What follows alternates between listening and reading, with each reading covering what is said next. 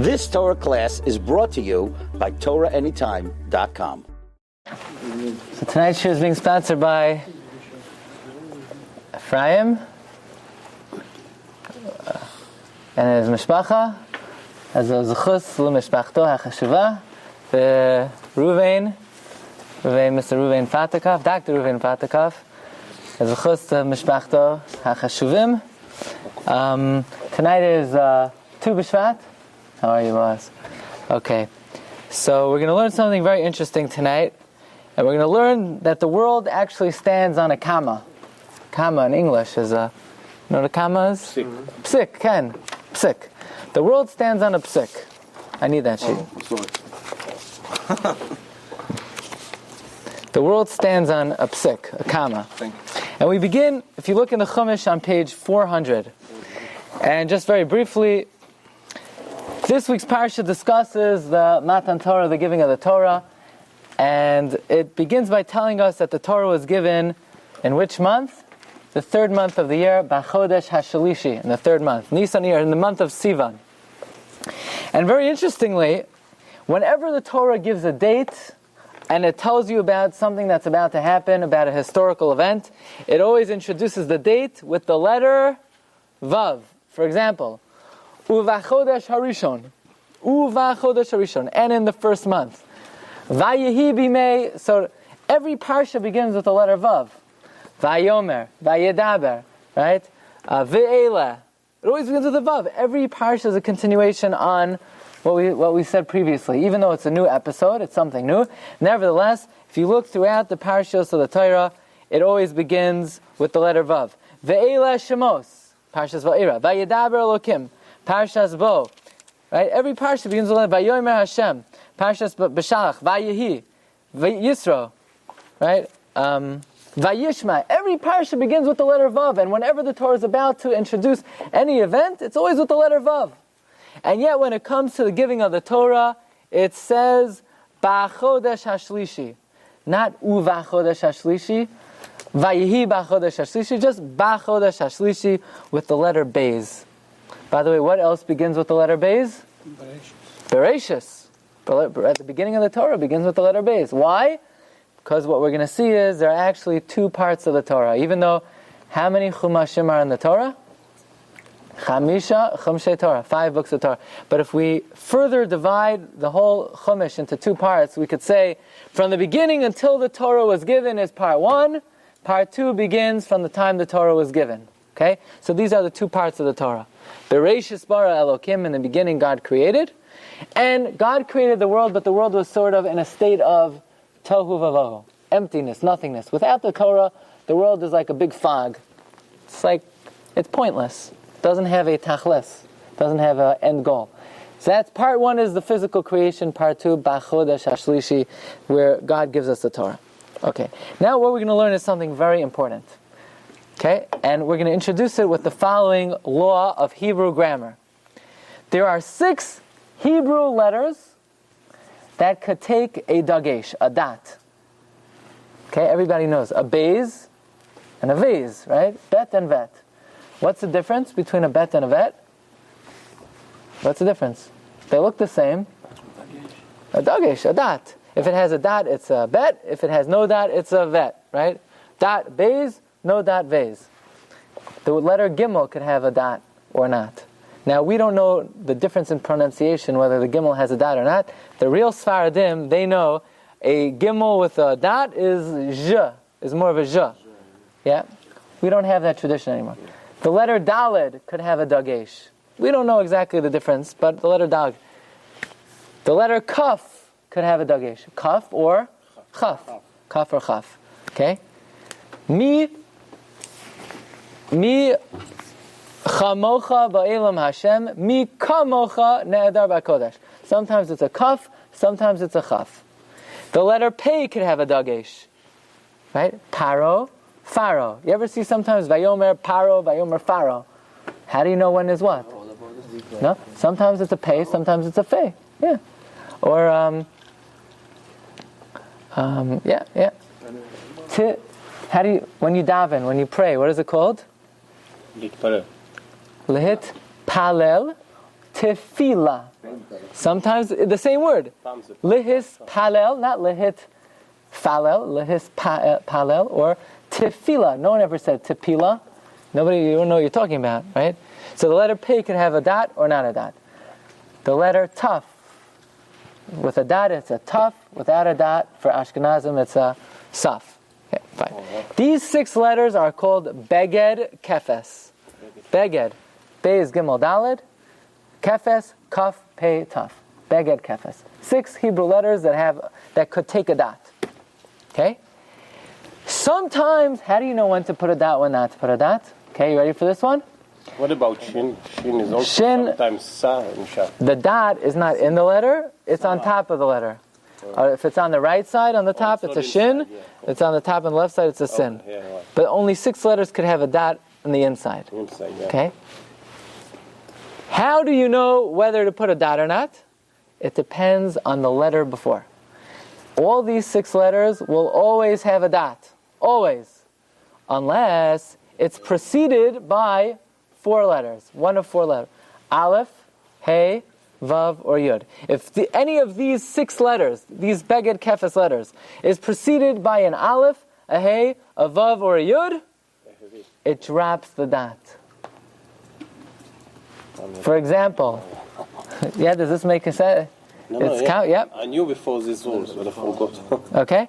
Anytime any of these 6 letters, the Beged Kefes letters, Beis, Gimel, Dalet, Kaf, Pei, Taf, are preceded, the Os Mukdam, the preceding letters, an Aleph, a Hey, a Vav, or a Yud, which are the 4 vowels in Hebrew, right? In English you have A, E, I, O, U. In Hebrew there are only 4.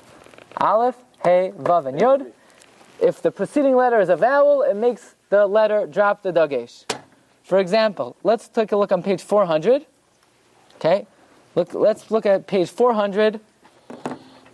Parak Yud Tes. Pasuk Gimel. See, on the bottom of the page. Moshe Allah Eloho Elokim. Moshe went up to God. Okay? Vayikra Elav Hashem in Har. God called to him from the mountain, Lamar, saying, Ko Somar. Does it say Ko Tomar or Ko Somar? Tomar. With a saf, right? You see that? Saf was with Ko Somar, with a saf. What happened to the dot? What happened to the dot? It's preceded by the letter Hey. Ko, Kaf Hey. Then if the letter before was a Hey, it's not Tomar, it's Somar. So even though Sfardim are not going to make a difference in pronunciation, but you have to be aware, it is a saf and not a taf. Okay? See that? That's a rule throughout Chumash. Whenever a Beged Kefes letter, whenever any of these 6 letters is preceded by a vowel, it drops the dot. Okay. So now we come up to a very interesting thing. How many luchos did we get from God? How many times did God? 2. First he gave us 1 set, and then unfortunately it had to be broken because the Jews were serving the golden calf, and then he gave us another set. They were different, right? Slight variances, slight differences, yeah. However, what most people are not aware of is that whenever you read Chumash, it's not just words. It's not just vowels and akudos. What else is there? Te'amim, trap. The musical notes, right? Now these musical notes were not made up by Mozart or Beethoven. Who made them up? God. Halacha l'Moshe miSinai. God gave them to Moshe Rabbeinu on Har Sinai. He didn't just give us the words, he gave us the musical notes. It's only in the Torah, Taam. Torah, and the whole Tanakh has Ta'amim. Yeah, only in the Tanakh. Yeah. No other books. No other books. Okay, these are musical notes. When he gave us the Aseres HaDibrot, the Luchot, he gave it to us with 2 sets of musical notes. 2 musical notes. Something called Taam Ta'achton, the lower musical notes, and there's something called Taam Elyon, the higher musical notes. What's the difference? Now let's take a look. Okay, now I want you to turn in your Chumash. This is very important.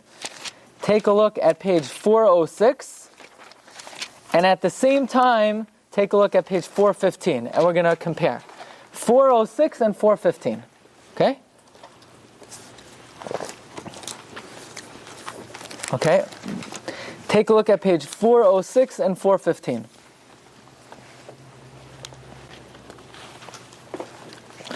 Okay, we begin the 10 commandments, the 10 dibros. Okay, starting on the bottom of page 406.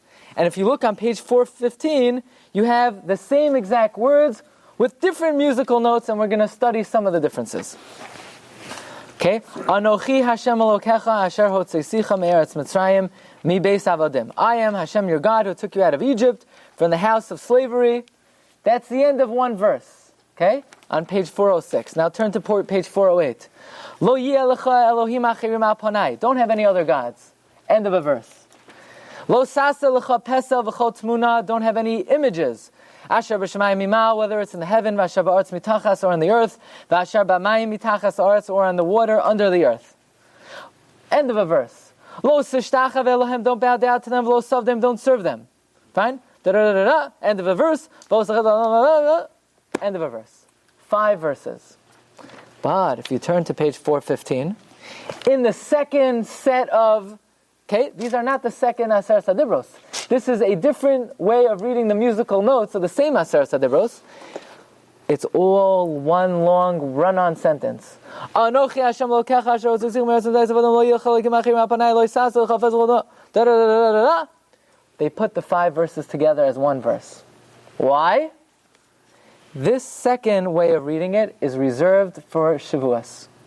On Shavuos we lane it this second way because on Shavuos we want to commemorate the way the Torah was given, and this second way groups together each dibra by itself. In other words, if God said, believe in me, don't serve gods, it doesn't matter how many verses it took, it's all grouped together as one verse.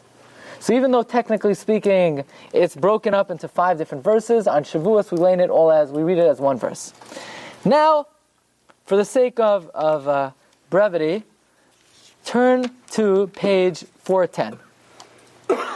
Okay, page 410. Okay, look at page 410. This gives you the command. This gives you the command of Shabbos. Now, what is Shabbos? Shabbos, by the way, is not a day of rest. Not a day of rest. Shabbos is a day that you don't do melacha. What is melacha? Melacha means, is it easy to turn on a light? It's very easy, but you still can't do it, right? It's easy. What's easier, to drive or to walk? It's easier to drive, right? So, but we don't drive, we walk. So Shabbos has nothing to do with rest. It has to do with not doing melacha. Look at the verses that the Torah said. Look what it says. It says, Zachar es yom ha-Shabbos l'kadsho. Remember the day of Shabbos to sanctify it. Period. End of verse. Sheish es yomim ta'avod v'asisa kol mlachtecha. End of verse. Yom ha-shvi Shabbos Hashem l'kach l'sas l'chom l'achad l'mincha v'dech v'dech v'dech v'dech v'dech v'dech. End of verse. Ki sheish es yom ha-Hashem l'kach l'sas. End of verse. How many verses is that? 4 verses. That is what we call the Taam Tachton. That's how we read it on an ordinary Shabbos, or when we're learning Chumash, we read it like that. However, if you look at page 415, Shabbos is broken up.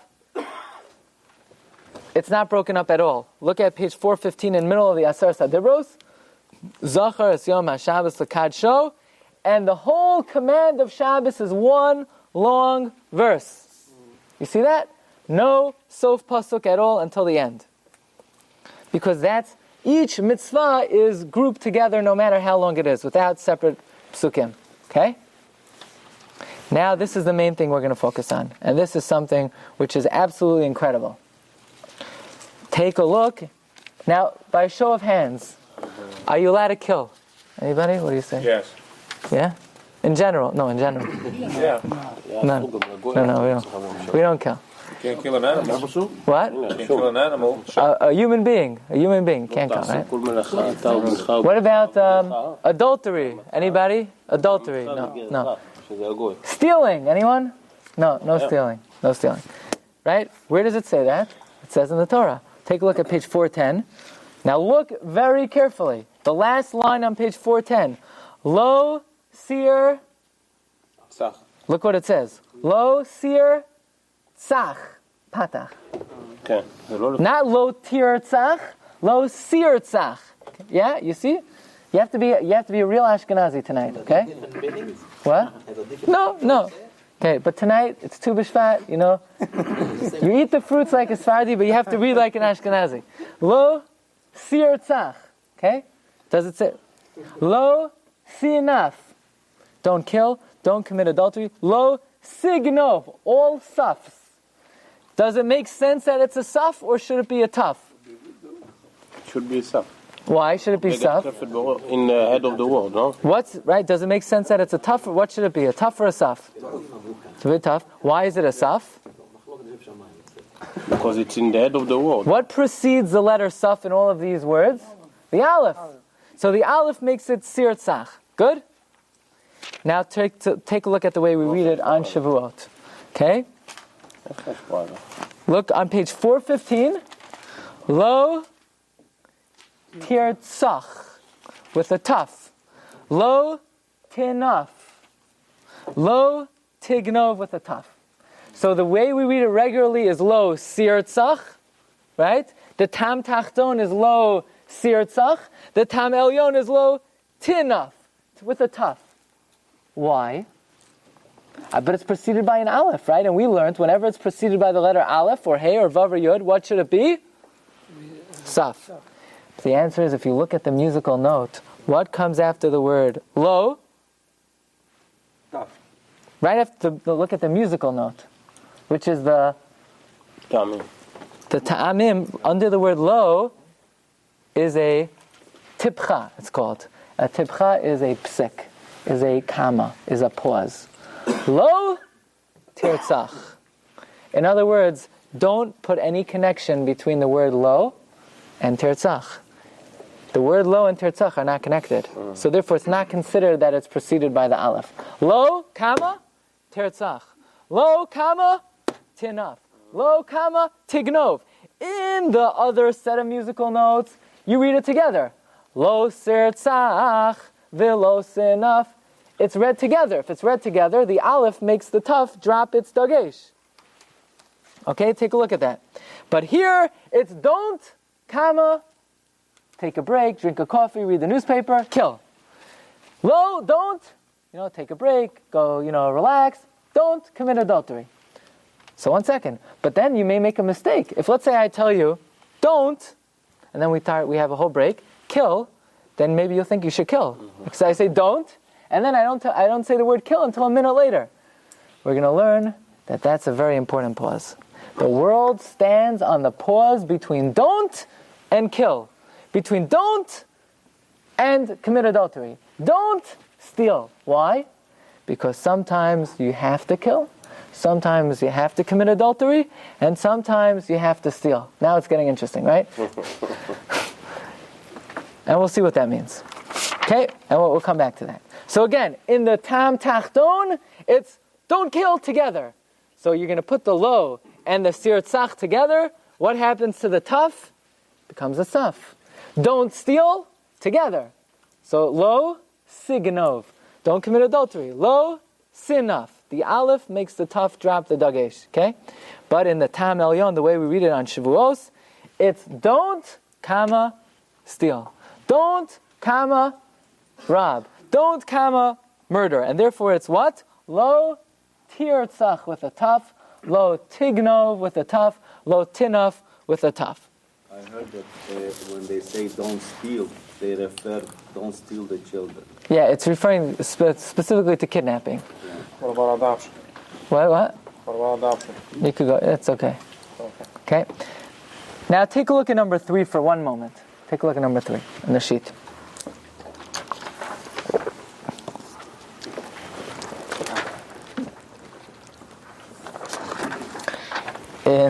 Very often when you have a Gemara, the Gemara will discuss a bunch of cases. Sometimes discuss like 10 cases or 10 statements of different tzaddikim. And how in the world are you supposed to remember all of them? By the way, before the Gemara was written down, you had to memorize, 60 books. So very often the Gemara gives what we call a mnemonic. A mnemonic is a trick, a rashi tevot, to help you remember. Remember when you were in 7th grade? Please excuse my dear Aunt Sally. Anyone remember that? When you do mathematics, no? Yeah, you remember that? Yeah. Okay. When you do mathematics, first you do parentheses. E is something. My is multiplication, then the division, whatever, not important. Okay? Exponent. Exponent, thank you. They're tricks, it helps you remember things. So the Gemara is discussing a variety of monetary laws. The Gemara gives 4 cases, and the Gemara says if you're having trouble remembering the 4 cases, let me give you a siman to help you remember. Take a look at number 3. Amalek siman. The siman to help you remember the 4 cases is Amalek. Now how do you spell Amalek? Ayin, Mem, Lamed, Kuf. The Ayin stands for a case of Arev. You know what an Arev is? Cosigner. The Mem is a different case. 4 different monetary laws. And the word Amalek the Ayin stands for one case, the Mem stands for another, the Lamed stands for another, the Kuf stands for another. Right? You understand what a mnemonic is? Fine. What's the obvious question? Of all the words in the world to use as a mnemonic, what's the last word you should use? Amalek. What does the Torah say about Amalek? Should erase his name. Yeah. Erase his name. Don't ever remember his name. You don't want to think about him. You don't want to remember him. You have to obliterate him, right? Remember back to elementary school. Remember, you write Haman on the bottom of your shoe, and you step on it. You're supposed to remember. You're supposed to forget about Amalek. And here the Gemara specifically gives as a mnemonic to help you remember a halacha the word Amalek. Okay, if you look at number 4, Rabbi Yaakov Emden, one of the Gedolei Hadar of the 1700s, 18th century, he asked the following question, and he asked this question. He says, on this Gemara that says Amalek Simin, Nichtav B'tzido. Nichtav B'tzido means Nun Beis stands for Nichtav B'tzido, a footnote. Chidush, it is a novelty, it is something quite new, Shenosnu Simin Kazeh, that the Gemara should give us a mnemonic b'mi shenemar bo, about the one that it says about him, Timcha as Zechar Amalek, wipe out the remembrance of Amalek. How does it make sense that here we're supposed to obliterate and wipe out his memory, and the Gemara gives you his name as a way to remember 4 cases? Okay? So, we're about to learn something extremely powerful from the Zohar HaKadosh. Okay? Ready for this? Fasten your seatbelts. Okay? You're fastening. Listen to this. The Zohar HaKadosh says, we don't have time to read it inside, that if not for the comma after the word tirtzach, after the word lo, it says don't, comma, steal. If not for the comma that it says after tenav, lo, before tenav, don't, comma, commit adultery. If not for the comma that it says after don't, comma, steal, the world could not exist. Why? Because here you have somebody who violates the Torah. Let's say you have a murderer. So what do you do to him according to Torah law? If, let's say, we had a real Bezdin, a real Sanhedrin, what would we do to somebody who is a murderer? We warned him, and we have witnesses that he murdered. What would we do to him? Kill him. We'd kill him. Kill him. How can we kill him? The Torah says, don't kill. Lo tertzach, don't kill.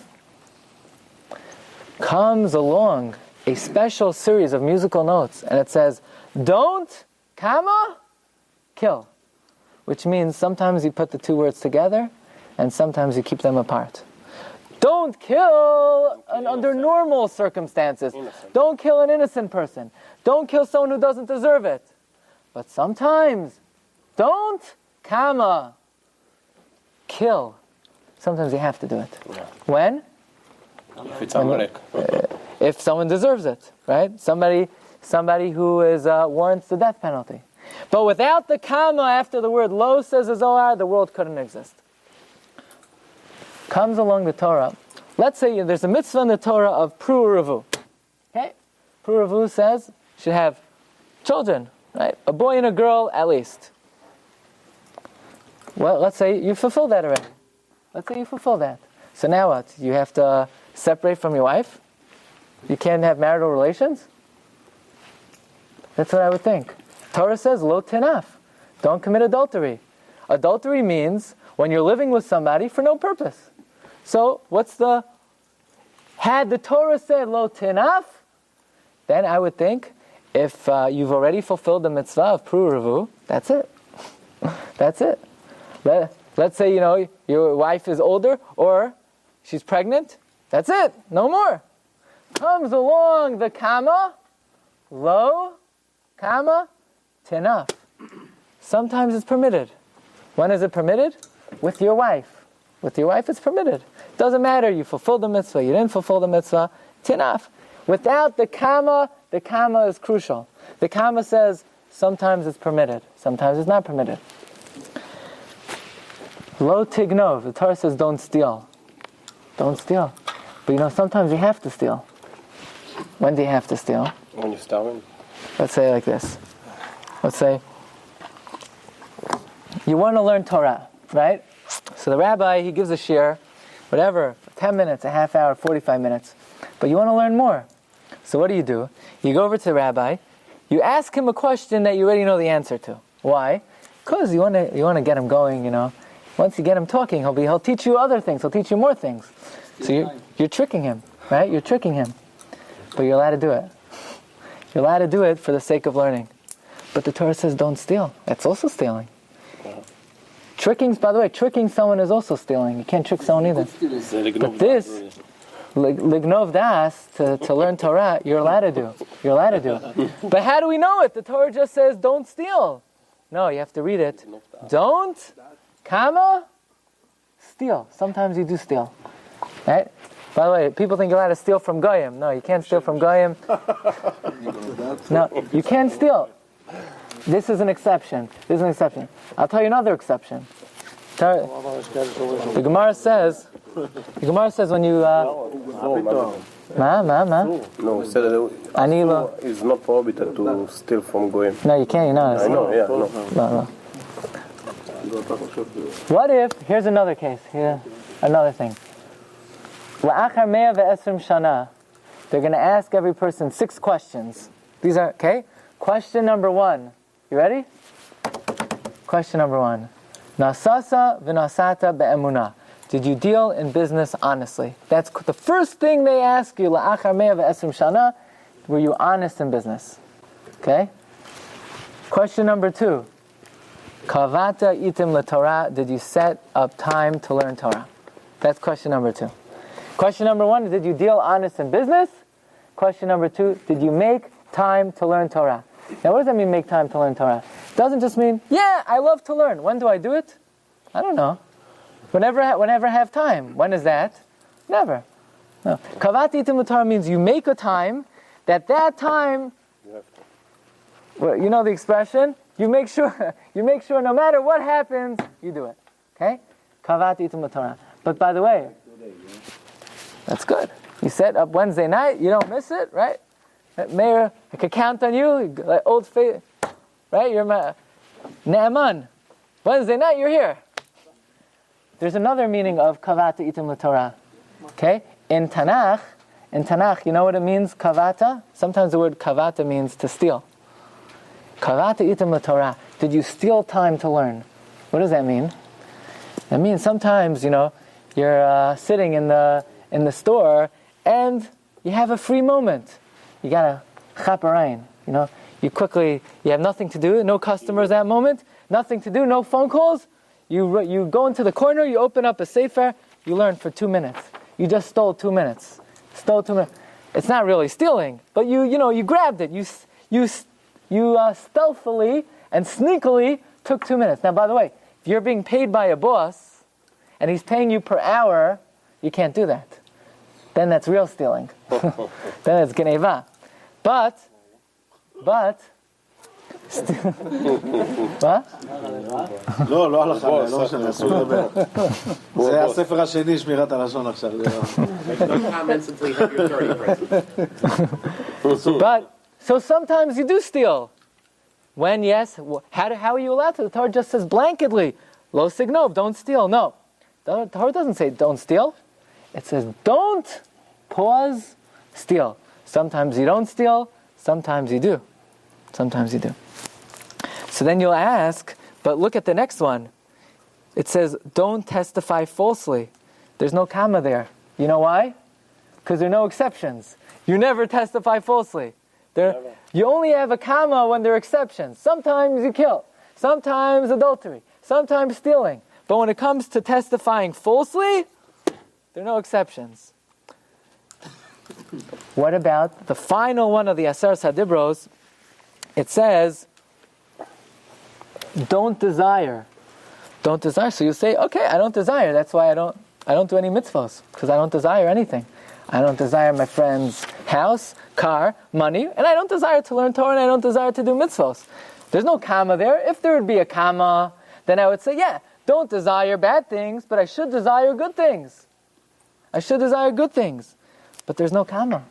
So I'm not going to desire anything. No, that's what the Torah specifies. Don't desire your friend's house. Don't desire his wife. Don't desire his slave. Don't desire his ox. You know, in the times of the Chumash, it was an ox. But in our times, don't desire his Lexus, his Infinity, his BMW. Don't desire his possessions. Why does the Torah specify this and that and this and that and this and that? These things you don't desire. But when you see somebody who learns more Torah than you, that you should desire. When you see somebody who does more mitzvahs than you, that you should desire. When you see somebody who's a bigger tzaddik than you, you desire that, be jealous of that. That's a good kind of jealousy. That is a good kind of jealousy. So what we're learning is that when it comes in Judaism, there's no absolute, you're not allowed to do this. This character trait is bad. It's bad to be stingy. It's bad to be sad. No, nothing is bad, nothing is good. Under certain circumstances, it's permitted. Certain circumstances, it's not permitted. Everything has to be measured out carefully. Murder? Depends. We don't do it in general. Certain cases, you have to do it. That's why the Torah says, Lo, kama, tirtzach. Lo, kama, tinaf. Lo, kama, tignov. Okay. Let us, and we're going to come back to this idea in a moment. Take a look. 4 more questions. Yeah. Yeah. Oh, you want to know what the other questions are? Okay. Other questions. So we discussed some of the questions. Did you deal honestly in business? Did you set up times to learn Torah? By the way, you might ask, what's the most important mitzvah in the Torah? What's the most important mitzvah of all the 613 mitzvahs? What is the most important mitzvah? Limud Torah. Limud Torah. So why isn't that the first question? Why is the first question, did you deal honestly in business? The first question should be, did you learn? No. Because here you have a guy, he learns Torah. Then when he goes out and he does business, he's a cheat. For that guy, it's better that he don't learn Torah. The first thing, before you learn Torah, you better make a Kiddush Hashem. You better be a person who's a good ambassador for the Torah. Who when he goes out into the world, people say, oh, he learns Torah. It shows. I could tell this person learns Torah. But if someone's going to be dishonest in business, then we don't need him learning Torah. We don't want him learning Torah. Because he's showing the world what it means to learn Torah. What kind of person learns Torah. So that kind of person is better, he's better off not learning. Okay? Another question they asked. Did you try to fulfill the mitzvah of Pru Uravu? Did you try to have children? That's number 3. Number 4. Did you yearn for Mashiach? Did you yearn for Mashiach? Number 5. Not only did you learn Torah, did you try to understand from what you learned? Did you use what you learned to try to understand deeper, try to understand more, to try to understand other things? Finally, the 6th question is, did you involve yourself in discussions of Torah? So 3 out of the 6 questions are, did you involve yourself in learning? Okay, well, let's move on. Look at the end of Parshas Kiseitze, and this is on page 1066. Turn to page 1066. 1066. Page 1066. 1066, okay? This is the Parsha where God tells you to destroy Amalek. Okay, now, we'll see who's going to pick up on this. You get a prize, okay? You're going to get a... Zachar Eis asher okay, you have it? Page 1067. Zachar eis asher asa l'cha Amalek. Remember what Amalek did to you, ba'aderech on the road, b'tseischa mi'Mitzrayim when you left Egypt. Okay, now look at the last verse. Verse Yud-tes, Pasuk Yud-tes. V'haya, and it will be, b'haniach, when God gives you rest, Hashem Elokecha, l'cha, for you, mikol ha'yevecha, from all your enemies, misaviv, from around you, ba'aretz, on the land, asher Hashem Elokecha, nosin l'cha, that God gives you, nachala, as an inheritance, l'rishta. In other words, when you go to Israel, and you're finally at rest, do the following. Timcha es zecher Amalek. What does that mean? Wipe him out. What does it mean to wipe him out? You kill him. Every man, woman, child. Mitachas hashamayim, from under the heavens. Lo tishkach. Don't forget to wipe him out. Don't forget it. Even the sheep, no? Never forget. Even the sheep, right? Never forget. Never forget to wipe out Amalek. Meaning at all times, whether you're in the year 7 or the year 2011, never forget to wipe out Amalek. So we have a question. Why in the world is the Gemara giving us as a mnemonic the word Amalek to remember those 4 cases? The Torah says, never forget to wipe out Amalek. Rabbi, let me ask you a question. It says, lo tishkach. Should it be lo tishkach or lo sishkach?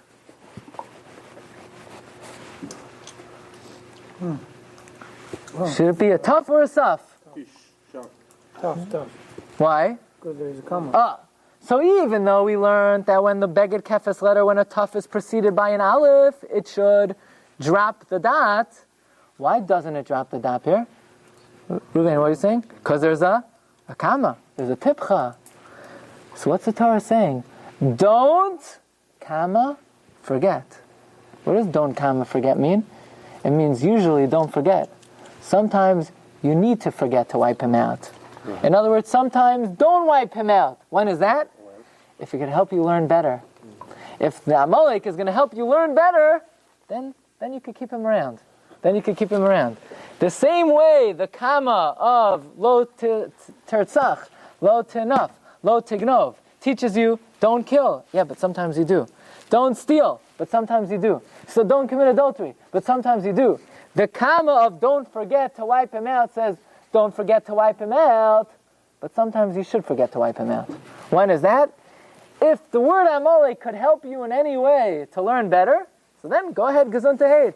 Amalek Simon. If Amalek is going to help you remember something in Torah better, then you don't have to, you're allowed to forget to wipe him out. Then you could use his name. Okay? So what we're learning is that the comma in the Torah, the tipcha in the Torah, is very important. It changes the meaning of the word. It tells you that just because the Torah says, don't do something, it makes it not absolute. It makes it that there are exceptions to the rule. Let's take a look at number 8. Okay, this is a comment of Rabbi Yaakov Emden to answer this question. Ulai matzu lo remez. Perhaps we could find an allusion. Misham hachi, because of this. B'may desayim kra loy tishkach. That which the Torah concludes about Amalek, don't forget. Shetevas lo mufsekes b'tam tipcha. The word lo is interrupted with a tipcha, with a comma. Lahoros, to teach you, sheyesh b'makom gam l'shikcha. That even though normally you're not supposed to forget to wipe him out, sometimes you have to forget to wipe him out. Dumya lazeh, and an analogy to this, says Rabbi Yaakov Emden. Where do we see an analogy to this idea that a comma, a tipcha in the Torah means don't, comma, do something, meaning sometimes you do it? Where do we see the exception? Where do we see this? Seres HaDibros, right? Yes, Seres HaDibros. Dumya, dugma lazeh, an example of this, darshu b'sefer hazohar, like we said earlier, be'azharas sheba Seres HaDibros, where the Torah doesn't say don't murder, it says lo, comma, tertzach. Don't, meaning don't murder usually. Sometimes tertzach. Sometimes tinaf. Sometimes tigna. Okay? Ulahatir lehishtamesh bo leukmei agersa. In other words, even though normally don't forget about wiping out Amalek, but there's an exception. If Amalek could assist you in your learning, bring him into the base medrash. Bring him in. Bring him in. Okay? And so the Gemara tells us the grandchildren of Haman are learning Torah in Bnei Brak. How is that possible? How's that possible? Because the Torah doesn't say, don't forget to wipe out Amalek. It says, don't, forget to wipe out Amalek. We leave him a little opening. Any redeeming quality that he could be brought in to assist us in learning, we bring him in. Come in. Okay? We're going to... Amalek still exists. We're going to break over here. Last week we continued a little bit after Mariv. After Mariv we're not going to videotape. It's going to be a little bit of something that should not be videoed. So if anybody wants to stay further, maybe we'll do a little bit more after. You've just experienced another Torah class brought to you by TorahAnytime.com.